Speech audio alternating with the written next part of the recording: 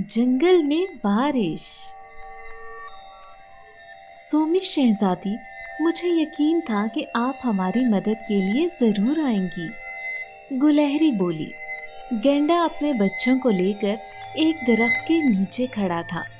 पानी उनके कंधों को छू रहा था। चिड़िया और कोयल अपने बच्चों के साथ दरख्त पर कांप रही थी। ज़ेबरा अपने डर से सहमे बच्चों को बहला रहा था। कौवा अपने घर की तबाही पर ज़ारो कितार रो रहा था। उसका बच्चा इस तूफानी बारिश में गुम हो गया था। सोमी ने उसे तसल्ली दी। लाली और हाथी ने सब परिंदों और जानवरों को बारी बारी कश्ती में बिठाना शुरू किया। इतने में सोमी कौवे के नीम बेहोश बच्चे को लेकर आई। उल्लू ने अपनी पोटली से दवा निकालकर उसके मुंह में उंडेल दी और उसे होश आ गया। सोमी उन सबको जंगल ले आई जहां खैमे लगे थे। उन सबको खाना पेश किया। खाने के बाद वो अपने बच्चों के साथ आरामदेह बिस्तर पर लेट गई। हमने बहुत मुश्किल से अपने घर बनाए थे, अब दोबारा से हमें मेहनत करनी होगी। चिड़िया ये कहकर रोने लगी।